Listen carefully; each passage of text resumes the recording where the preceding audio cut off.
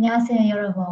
디니러 기쁘다, 즐겁다, 행복하다, 신나다, 이말로 표현디 완다디 소리에 디스글랑로 일용에 찬하절리고 뼈뼈비도 밥시바에 시작할게요. 네, 우선이네 기쁘다. 기쁘다 소라가 드링강 짜야로 뼈라 담아모이 로지나 야라이로 뼈아래 아카마 기쁘다리고 동말해. 네, 우마 앞이 예를 들어 좋은 소식을 들어서 너무 기뻤어요. 좋은 소식, 가운데 듣는 가운데 들어서 자야로 너무 기뻤어요. 이안 뼈케리. 듣는 가운데 자야로 이안 뼈케리. 그러죠?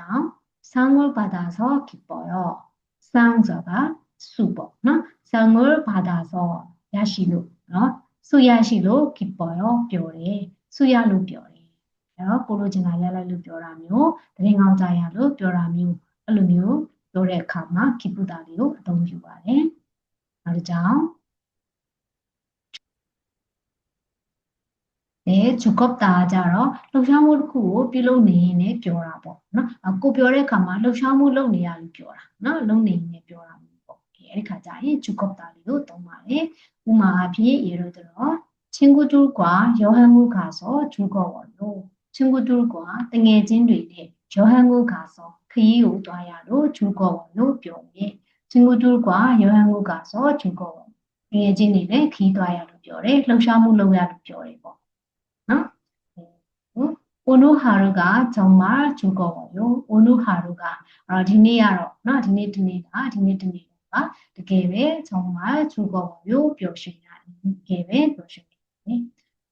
오늘 하루가 정말 즐거워요. 디네로 되게 표시냐. 무슨 즐겁다리야. 나도 지지네. 행복하다. 둘레왜 두아자로 세션이 다야 이거 표시. နော်သူကြတော့ဘဝအတွက်လည်းပါတယ်ပေါ့နော်ဒီဘဝမှာစိတ်ချမ်းမြေပျော်ရွှင်တာနော်ဘဝလည်းပါတယ်နော်ရေရှည်ခံစားချက်ပေါ့နော်ခံစားချက်ကကြာရေးပေါ့နော်ဖြစ်နေတာမျိုးပြီးတော့လေးနဲ့တဲ့အခါမှာ행복하다ကိုသုံးပါတယ်예를 들어 가족과 함께 있어서 행복해요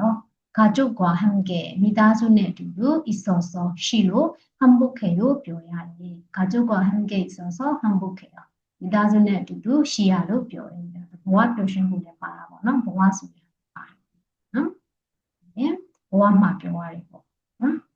နောက်ခု요즘 하고 싶은 일을 하니까 행복해요အခုတလော 하고 싶은 일 요즘ဆိုတာအခုတလောပေါ့နော်하고 싶은 일을 လုပ်ချင်တဲ့အလုပ်နော်လုပ်ချင်တဲ့အလုပ်ကို 하니까 လုပ်ရလို့ 행복해요 ပြောတယ် 요즘 하고 싶은 일을 하니까 행복해요 အခုတလောကိုလုပ်ချင်တဲ့အလုပ်ကိုလုပ်ရလို့ပြောတယ်그리고 신나다 하자로 생각샤တက်ကြွပြီးတော့ပြောတာပေါ့နော်သူပြောတာကကြတော့အဲ့လိုမျိုးပျော်ပြီးပြောတာမျိုးပေါ့နော်စတဲ့ပြောတယ်ပျော်ပြီးပြောကိုအဲ့ခါကျရင်신나다လည်းပါတယ်နော်စိတ်လှုပ်ရှားမှုလည်းပါတယ်ပေါ့နော်သူက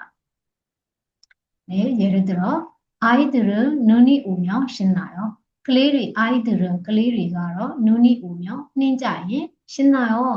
ပြောတယ်ပျော်ရွှင်ကြတယ်အဲ့တော့သူတို့ပျော်ရွှင်တဲ့အခါမှာစိတ်လှုပ်ရှားပြီးပြောတာနှိမ့်နေကြတော့လေနော်စိတ်လှုပ်ရှားပြီးပြောတာပေါ့ပြီးတဲ့အခါမှာပျော်ပြီးပြောတယ်နော်ပြောတာကြာနော်ပျော်ပြီးပြောတယ်ပေါ့အဲဆိုရင် 아이들은 눈이 오면 신나요 ကလေးတွေကနှင်းကြရင်စိတ်လှုပ်ရှားပြီးတော့ပျော်ရွှင်တယ်နောက်တစ်ခု 파티에서 친구들과 신나게 놀았어요 파티에서 파티마 친구들과 တငယ်ချင်းတွေနဲ့ 신나게 놀았어요. 뼈뼈빠빠네 그사게래. 신나게ဆိုတာပျော်ရွှင်စွာ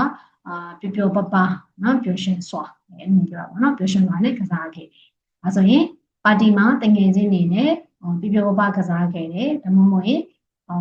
လူကြီးဆိုရင်တော့တငယ်ချင်းတွေနဲ့ပျော်ပါခဲ့တယ်ပေါ့။အဲ့လိုပြောမှာနော်။ဒါဆိုရှင်တော့အဲ့ဒီလေးလုံးကိုခွဲခြားတတ်ပြီးချင်ပါတယ်။တစ်ခေါက်ပြန်ပြီးတော့ပြပါမယ်။ 네, 좋은 소식을 들어서 너무 기뻤어요. 상을 받아서 기뻐요. 친구들과 여행을 가서 즐거워요. 오늘 하루가 정말 즐거워요. 가족과 함께 있어서 행복해요. 요즘 하고 싶은 일을 하니까 행복해요. 아이들은 눈이 오면 신나요. 파티에서 친구들과 신나게 놀았어요. ဒီလောက်ဆိုရင်စနေနေ့ကျမရဲ့သင်ခန်းစာမှာပြန်တွေ့ပါမယ်အညော